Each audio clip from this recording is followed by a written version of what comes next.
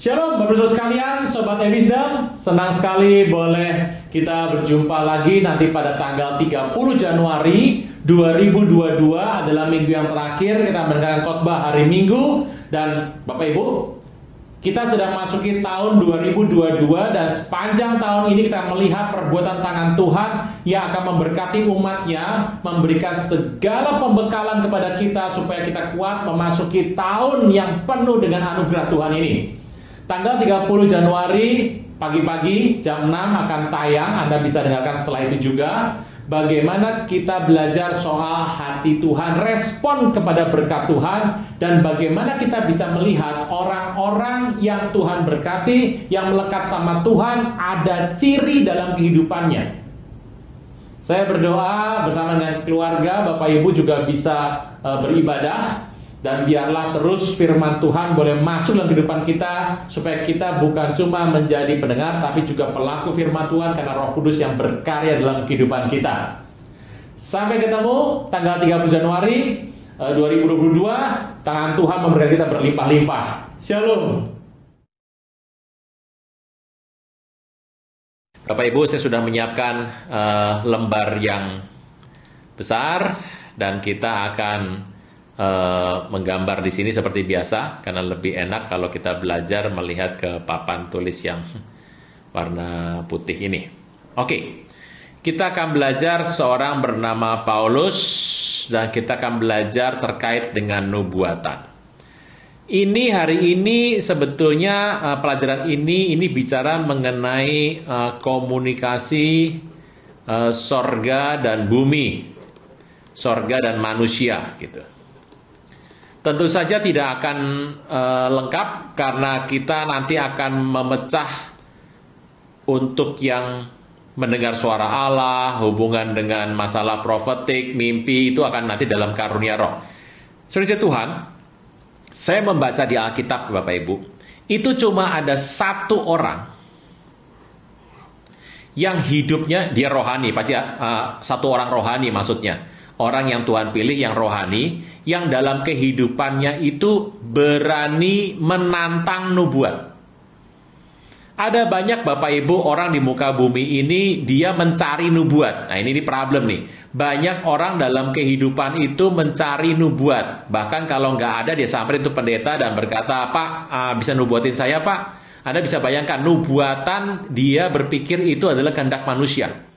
Nubuatan inisiatif selalu datang daripada Tuhan dan bukan manusia. Paulus satu-satunya orang di Alkitab yang tercatat itu berani menantang nubuat, dan apa yang dia buat itu tidak selaras dengan nubuat. Nah ini kan menjadi sebuah hal yang menarik. Pak, padahal dia berkenan sama Tuhan Pak. Iya betul, dia sangat berkenan sama Tuhan. Pertanyaan adalah, kenapa dia berani menantang sesuatu yang dipesankan oleh sorga? Yuk kita lihat bagaimana cara komunikasi sorga dengan manusia. Yuk kita Bapak Ibu, kita membaca firman Tuhan sebentar yang ada di Kisah Rasul ke-20. Kisah Rasul ke-20. Nah, kita akan melihat bagaimana perjalanan Paulus nanti sampai Kisah Rasul 21. Dan akan berakhir di Kisah Rasul 23. Enak sebenarnya kalau kita membahas Kisah para Rasul, tapi walaupun demikian saya mengerti Bapak Ibu sudah sering membaca Kisah para Rasul. Oke, kita kembali dulu ke layar penuh. Yang ini kita akan close Bapak Ibu ya. Kita akan lihat layar yang penuh. Kembali ke saya lagi. Saudara saya Tuhan, setelah reda keributan itu, Kisah Rasul 12, Paulus memanggil murid-murid dan menguatkan hati mereka. Dan setelah minta diri, Alkitab berkata, dia pergi ke Masedonia. Nah, cerita dari Masedonia ini karena dia sudah pergi dari Efesus.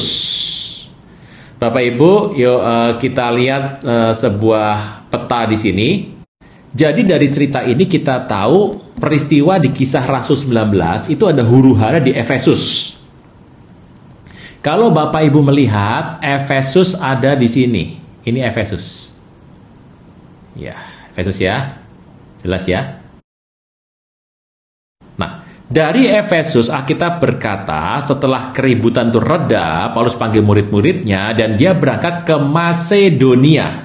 Kalau Bapak Ibu lihat, Masedonia ini ada di sini.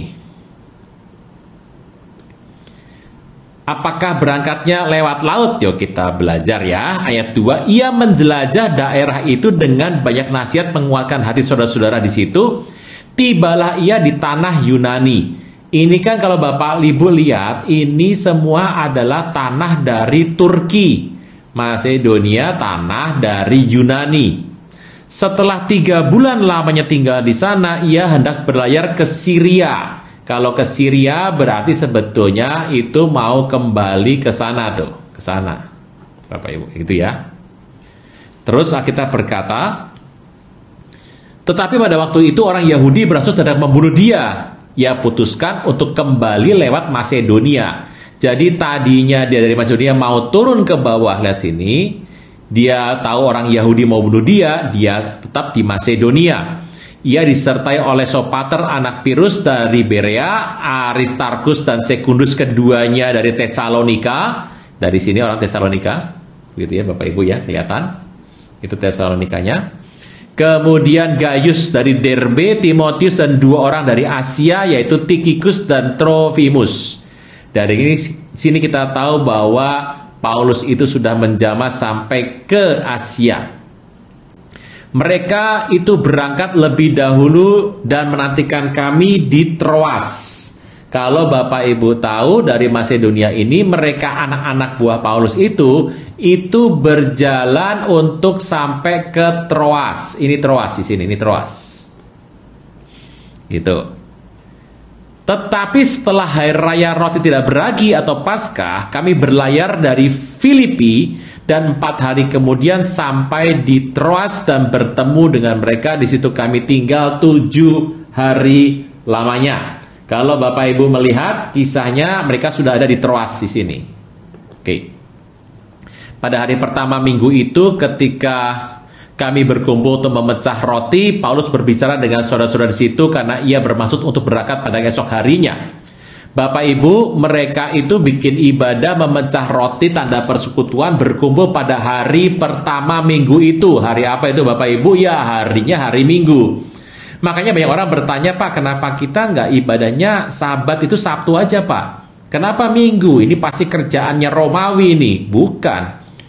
Sejarah mencatat bahwa mereka itu berkumpul memecah roti, ya sebutlah ibadah raya lah, dengan perjamuan kudus, itu mereka buat pada hari pertama dalam minggu itu. Lah pertanyaan gini, hari pertama itu apa? Kalau Bapak Ibu masih menyebut hari pertama adalah Senin, berarti Bapak Ibu sangat terpengaruh budaya Mandarin, ya toh. Hari pertama itu adalah hari Minggu, seperti kebangkitan Tuhan Yesus. Pada hari pertama minggu itu hari Minggu, Bapak Ibu. Minggu, hari Tuhan, Domingo. Setelah itu dia bicara sangat lama sampai tengah malam. Ayat ke-8, saat berkumpul ada banyak lampu dinyalakan. Ada seorang muda bernama Eutikus di jendela duduk. Ingat zaman itu rumah itu tinggi-tinggi gitu ya. Ada loteng. Paulus selama bicaranya ngantuk nih orang muda ini dan tertidur lelap, jatuh dari tingkat ketiga ke bawah, berarti lantai 3. Makanya kalau ibadah jangan tidur Bapak Ibu, berbahaya sekali. Ketika diangkat, ia sudah wafat. Ia turun ke bawah, Paulus rebahkan diri ke atas orang muda itu, mendekapnya dan berkata, jangan ribut, ia masih hidup. Bapak Ibu, apakah langsung bangun? Tidak. Tapi Paulus punya iman yang kuat dan ia kembali ke ruang atas, dia pecahkan roti, dia makan. Setelah makan masih ngobrol lagi sampai fajar menyingsing. Jadi sudah sampai sekitar jam 5 pagi dan ia berangkat. Sementara itu mereka mengantarkan orang muda itu hidup ke rumahnya dan mereka semua merasa terhibur. Nah, dari Troas ini, ya ceritanya dari Troas ini, kami berangkat lebih dahulu ke kapal dan berlayar ke Assos dengan maksud menjemput Paulus di situ sesuai pesannya. Jadi Paulus minta dijemput di Assos sebab ia sendiri mau berjalan kaki melalui darat. Jadi Paulus dari Troas ini mau jalan kaki ke darat. Ketika bertemu kami di Asos, ia membawa kami ke kapal dan melanjutkan perjalanan kami ke Metilene. Teruskan. Dari situ kami terus berlayar dan pada esok harinya kami berhadapan dengan Pulau Chios. Bapak, ini salah satu pulau yang ada di sini nih. Ini kan banyak pulau Bapak Ibu ya. Ini pulau banyak banget nih. Terus pada hari berikutnya sampai di Samos dan tibalah sehari kemudian di Miletus. Ini nih banyak di sini. Jadi dari Efesus pergi sampai ke Masedonia, sampai ke sini Masedonia. Tadinya mau ke sana cancel, dia balik ke sana lagi sampai di Troas. Dari Troas terus berlayar sampai di Miletus. Paulus putuskan tidak singgah di Efesus. Jadi dari Miletus biasanya kan sama Efesus dekat. Ini jemaat Efesus, ini adalah jemaat Efesus yang ada di kitab Wahyu Bapak Ibu. Ini dekat saja jaraknya, Ya, kalau jalan kaki boleh coba Bapak Ibu. Kalau naik mobil sih cepet ya. Dari Miletus, dia biasanya pergi ke Efesus supaya jangan habis waktu di Asia. Dia tidak mau singgah di Efesus. Dia mau berjalan terus untuk pergi ke... Ya, buru-buru jika mungkin ia telah berada di Yerusalem pada hari Pentakosta. Bapak Ibu harus tahu bahwa orang Yahudi asli pria itu setahun wajib 3 kali datang ke Yerusalem, yaitu adalah perayaan rangkaian Paskah Roti Tak Beragi, kedua adalah Pentakosta, Savut, yang ketiga adalah Pondok Daun atau Sukkot. Itu wajib. Dari sini ketahuan, Paulus itu jika mungkin dia buru-buru, dia harus ada di Yerusalem pada hari Pentakosta. Ketahuan sekali itu Bapak Ibu bahwa orang sering menuduh bahwa Paulus ini adalah orang yang membenci Taurat dan mengatakan Taurat sudah nggak berguna lagi. Dan kalau kita membaca kitab-kitab yang ada di Perjanjian Baru, banyak orang menafsirkan Paulus ini agak tidak suka sama Taurat. Tapi kalau Anda membaca ini baik-baik, ternyata ada pandangan yang berbeda. Kita sudah pernah membahas soal Torah ini banyak kali Bapak Ibu. Masalah utamanya adalah sebetulnya ditentang itu bukan Torahnya, tapi man-made law, hukum buatan manusia, tafsir rabi-rabi yang dipakai orang Israel yang cenderung sebetulnya nggak cocok sama Torah. Yang dilawan Tuhan Yesus apa sebetulnya? Torahkah? Tidak. Sepanjang hidup Tuhan Yesus, kita pernah membahas ini pada tahun lalu, tidak pernah sekalipun dia melanggar apa yang ada di kitab Torah. Karena dia Mesias. Dan dia menjamin dengan diri sendiri bahwa dia datang tidak untuk membatalkan. Kata membatalkan ini juga, Targio, Anda harus melihat dengan cara yang lebih luas. Kalau batal itu kan zaman dulu beda sama sekarang. Kalau sekarang Anda beli tiket, kemudian cancel, ya nggak pergi. Kata batal bicara mengenai satu kuasa yang sudah yang sudah dipindahkan kekuatannya sehingga tidak lagi punya kuasa. Kenapa? Ya karena ada hukum kasih karunia, bahwa keselamatan tidak berdasarkan hukum Torah. Keselamatan adalah karena nama Tuhan Yesus. Sampai sini bisa ya Bapak Ibu. Paulus sendiri tiba-tiba kalau kita membaca, kenapa dia harus ada di Pentakosta di Yerusalem? Karena dia tahu itu adalah konsep di mana orang Yahudi semua berkumpul di Yerusalem, dan dia sebagai orang Yahudi, dia mentaati itu. Walaupun kita mengerti bahwa dia menggunakan kesempatan hari raya ini untuk penginjilannya. Jadi setelah sampai di gambar kita tadi ya, sampai di sini Miletus, dia tidak mau ke Efesus, dia mau lari segera pergi ke Yerusalem. Nah, ini yang menarik. Jadi ayat 17, ia menyuruh seorang dari Miletus ke Efesus dengan pesan supaya para penetua jemaat yang datang ke Miletus, sesudah mereka datang, berkatalah ia kepada mereka, kamu tahu bagaimana aku hidup di antara kamu sejak hari pertama aku tiba di Asia. Kita tahu bahwa Paulus adalah rasul yang bergerak sampai ke Asia. Dia tidak stay ke Efesus, dia minta penatua yang ada di sini. Kita lihat sebentar ya, penatua yang ada di sini diminta untuk pergi ke Miletus. Jadi semuanya kumpul di Miletus. Dia jalan kaki nih dari sini, jalan balik sampai ke melewati Efesus sampai ke Miletus. Di Miletus apa yang dia buat? Dia kumpulkan semuanya dan dia bikin yang namanya rakor, rapat koordinasi.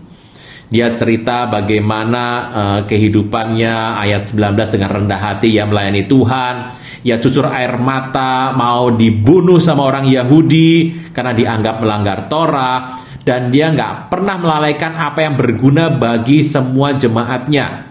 Dia beritakan, dia ajarkan di muka umum, di perkumpulan rumah, di komsel. Aku bersaksi kepada orang Yahudi, kepada orang Yunani, supaya mereka bertobat kepada Allah dan percaya kepada Tuhan kita Yesus Kristus.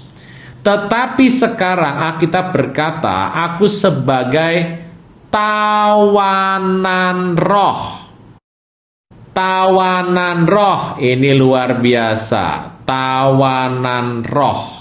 Berarti kegerakan yang dibuat oleh Paulus ini semua adalah atas perintah dari Roh Kudus. Aku pergi ke Yerusalem. Dia mendapat tawanan roh, artinya waktu dia ke Yerusalem itu betul-betul karena diperintahkan oleh Tuhan untuk dia pergi ke Yerusalem.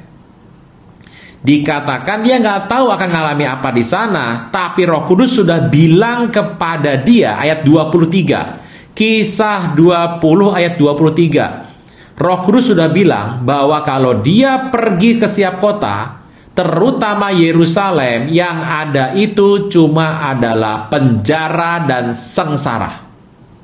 Yang ngomong siapa? Tawanan roh. Roh Kudus sudah bicara kepada Paulus bahwa kalau dia pergi cuma ada dua, yaitu adalah penjara dan sengsara. Kita melihat Paulus ini adalah orang yang menulis soal pengangkatan. Bapak Ibu, nggak ada orang, kita udah belajar konsep pengangkatan. Bapak Ibu silakan buka lagi rekaman pembelajaran kita soal pengangkatan. Sebentar Bapak Ibu ya. Ini linknya. Ini link yang soal pengangkatan. Anda dengarkan lagi. Ini linknya, nanti Anda cari di AWC yang sama, di akun YouTube ini juga. Ini bisa menyingkir dulu. Nah, jadi Bapak Ibu, Paulus tahu pengangkatan itu secara eksplisit tidak pernah dijelaskan di PL, di kitab Injil, tulisan Petrus, tulisan surat kepada Timotius, Filemon, Yudas, Yakobus, Yohanes di Patmos ada, tapi kan itu implisit. Saya bilang eksplisit ya Bapak Ibu ya. Eksplisit Tuhan datang dalam pengangkatan itu merupakan sebuah teologi yang tidak dipahami oleh orang Yahudi. Karena memang orang Yahudi tidak ditentukan untuk mendapatkan pengangkatan. Hanya orang percaya kepada Tuhan Yesus yang itu notabene adalah orang Kristen. Nah, tetapi satu-satunya orang yang mengajarkan detail soal pengangkatan itu adalah Paulus. Paulus menulis di 1 Korintus 15 dan 1 Tesalonika 4, Anda bisa membaca soal pengangkatan dengan gamblang, pengajarannya eksplisit, terbuka semuanya. Masalahnya harusnya kan Paulus tahu bahwa ada beberapa hal dalam kekristenan zaman itu yang belum memenuhi unsur Tuhan akan datang. Paulus yang mengajar, harusnya beliau juga pasti tahu.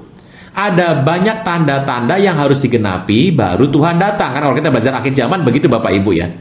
Tanda-tanda itu kan belum semuanya digenapi. Jadi sebetulnya kalau mau dibilang, harusnya ada terbersit dong di hati bahwa Tuhan datang itu mungkin bukan pada zaman dia. Tapi entah kenapa Paulus itu berani mati sih Bapak Ibu ya. Dia bertindak, dia bergerak seolah-olah bahwa pada zaman itulah Tuhan akan datang. Nah, pola pikir ini dimiliki oleh gereja Kisah Para Rasul. Kita bahas nanti Bapak Ibu ya. Nah, jadi Roh Kudus sudah bilang sama dia bahwa nanti kalau mau pergi kemana-mana, itu cuma ada penjara dan cuma ada sengsara. Tapi Paulus sudah oke, nggak ada masalah. Jadi dengan ucapan ini, keyakinan dia bahwa sebetulnya kemanapun dia pergi itu harus ada penjara dan ada sengsara, itu berarti adalah kehendak Tuhan dalam kehidupannya yang fix, yang ultimate. Itu adalah yang diyakini oleh Paulus. Jadi kalau dia pergi ke sini waktu gagal, ya dia akan pergi ke tempat lain. Tapi satu hal dia bilang begitu.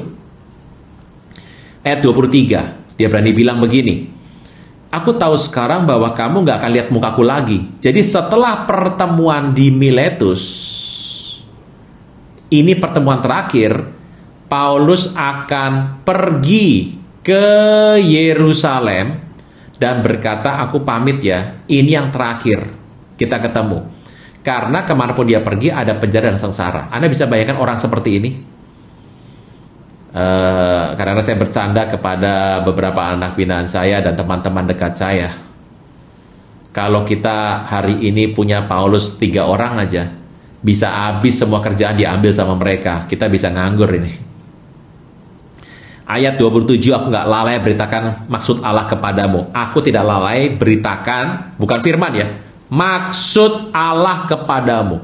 Jadi ternyata setiap orang itu ada maksud Allah.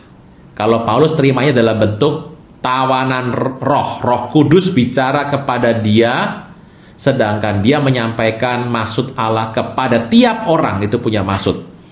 Dan apa pesannya? Semua waktu ditinggalkan di Miletus ini harus pelihara seluruh kawanan. Dan akhirnya setelah dia bicara banyak, dia berkata akan ada ajaran palsu masuk, akan ada orang-orang berusaha untuk menarik murid-murid dan harus berjaga-jaga, serigala-serigala ganas masuk kepada mereka. Dan Paulus ingatkan bahwa jangan jerih payah yang sudah dibangun dengan air mata, segala hal ini, pertobatan, itu semua menjadi sia-sia. Ayat 35, dalam segala sesuatu telah kuberikan contoh kepada kamu, dengan kerja demikian kita harus membantu orang yang lemah dan mengingat perkataan Tuhan Yesus. Sebab ia sendiri telah mengatakan ada lebih bahagia memberi daripada menerima. Jadi Paulus selama dia melayani, dia berkata, aku tidak pernah loh minta yang namanya emas perak. Dan dia nanti kelak akan bilang bahwa siapa yang aku pernah berhutang kepadanya. Gak ada Bapak Ibu ya.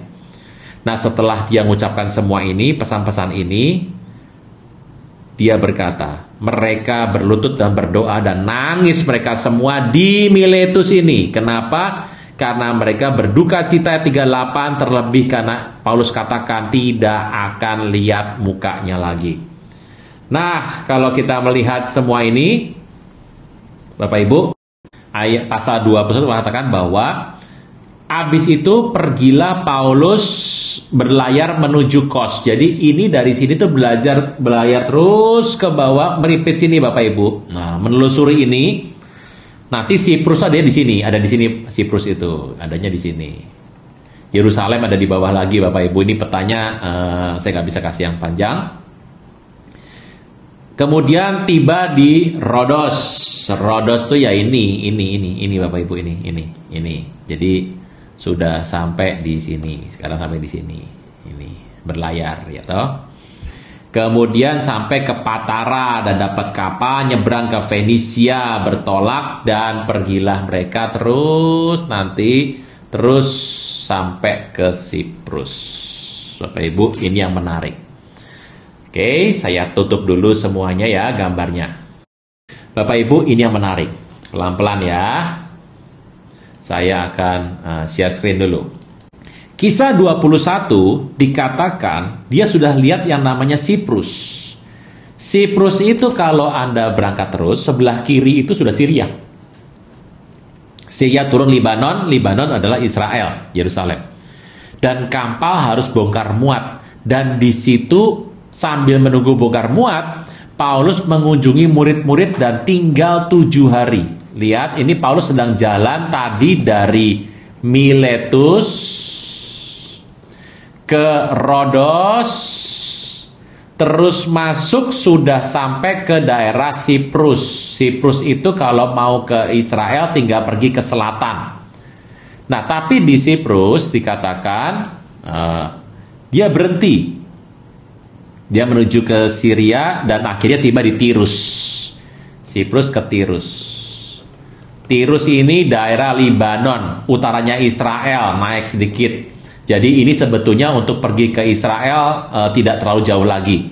Makanya jangan aneh kenapa mereka berani tinggal 7 hari. Kan tadi dibilang Paulus kan mau cepat-cepat ke Yerusalem. Kenapa dia tinggal 7 hari? Karena sudah sampai di Tirus. Artinya dari Tirus itu untuk ke Yerusalem sudah tidak lama. Bisa berjalan kaki setelah sandar, nanti berjalan kaki bisa saja. Dan setelah di sana 7 hari yang terjadi adalah justru dia memakai waktu ini untuk ketemu sama murid-murid dan jemaat. Dikatakan ayat 4, kami kunjungi murid-murid tinggal 7 hari oleh bisikan roh. Bisikan roh di sana. Murid-murid menasihati Paulus supaya jangan ke Yerusalem. Bayangkan ya, ini yang ngomong bisikan roh loh Bapak Ibu. Itu kalau yang ngomong murid-murid berarti sudah pakai yang namanya konfirmasi. Sudah diuji. Ini bisikan roh dikatakan jangan ke Yerusalem. Anda bisa bayangkan Bapak Ibu, tadi Roh Kudus yang sama itu mengatakan, Paulus, kemanapun kamu pergi, kamu itu akan dapat penjara dan sengsara. Dan Paulus sudah mengatakan bahwa kalau dia pergi ke Yerusalem, dia akan pasti dapat ini. Tiba-tiba ayat kelima dikatakan setelah lewat 7 hari, kami berangkat meneruskan perjalanan kami. Murid-murid semua dengan istri mereka, anak mereka mengantar kami sampai luar kota dan di tepi pantai dia berlutut berdoa dan minta diri kami naik ke kapal dan mereka pulang ke rumah. Jadi oleh bisikan roh ini Bapak Ibu, nggak direken sama Paulus. Ngejawab juga enggak. 7 hari berlalu, apa yang terjadi? Dia tetap jalan ke Yerusalem. Saya mau tanya Bapak Ibu, jika Anda lagi pelayanan, ada yang menyampaikan pesan dari roh, dan diuji semua jemaat dan tidak pernah salah, mengatakan bahwa ini Tuhan maunya A, bisikan roh, dia dikasih nasihat. Tapi ingat, Paulus pegang apa kata Roh Kudus dari awal. Dia nggak takut penderitaan, penjara, sengsara loh Bapak Ibu. Ini unik sekali. Kalau kita sudah dapat bisikan roh, pasti kita berkata bahwa, oh jangan pergi, oh jangan pergi. Nih, jadi ke depan kita akan belajar nih Bapak Ibu, kapan yang namanya adalah info sorgawi atau perintah sorgawi. Ini levelnya info sorgawi. Info sorgawi artinya itu bukan sebuah perintah. Anda bisa pertimbangkan dengan Anda berdoa. Ini cuma informasi yang diberikan. Ayat ke-7. Dari Tirus kami tiba di Ptolemai dan berakhirlah pelayaran kami. Kami beri salam kepada saudara-saudara dan tinggal 1 hari di antara mereka. Esok harinya kami berangkat dari situ tiba di Kaisarea, sudah sampai di Israel. Di Kaisarea di utara dari Israel. Kita pernah belajar tentang Herodes, ada Kaisarea di sana. Kisah juga mengenai Eusebius. Bapak Ibu silahkan membuka lagi topik benarkah Tuhan Yesus melayani 3,5 tahun, atau kalau nggak salah judulnya benarkah Tuhan hanya melayani 14 bulan. Anda lihat lagi. Nah ini linknya supaya belajarnya. Jadi ini urut ya Bapak Ibu. Nanti kapan-kapan saya pasang semua materi yang ada supaya kita bisa urut, karena ada Bapak Ibu yang masuknya di tengah-tengah gitu. Ini yang mana nih, mana? Sebetulnya saya banyak menerima pertanyaan Bapak Ibu terkait dengan pengajaran-pengajaran. Tapi yang saya dapatkan di info itu adalah dari tim. Ternyata memang pertanyaan itu sudah terjawab sebetulnya kalau Bapak Ibu mengikuti setiap hari Kamis. Udah ada jawabannya.